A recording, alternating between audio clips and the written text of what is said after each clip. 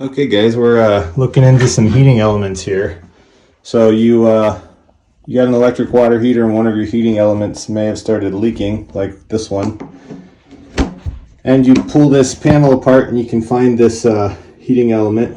Now I like to use an adjustable pair of pliers and just adjust it out so I can grab a hold of that and turn it. And when you pull your heating element out, it's going to look like that. And a good way to tell if it's bad is if it looks like this one. Okay, we had it leaking and it has a burn mark on it and it's bent. So we're going to show you how to replace that. Alright guys, I'm here at Lowe's. And right here are the heating elements right next to the water heaters. Ours is a 4500 240 volt. That's the one we want. Okay guys, we got our new element wired in. Make sure that you're tight and make sure that it doesn't matter which way these wires go. Just make sure there's one on each side.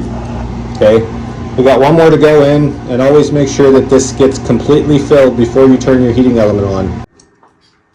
Okay guys, we got our cold water line on. We filled it up and there's no leaks. We can't hear any air leaking out of anything. So now we're going to turn our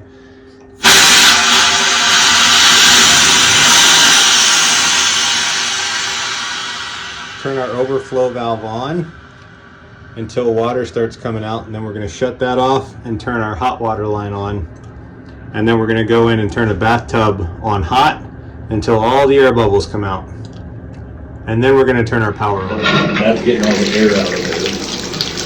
Burping it, yeah.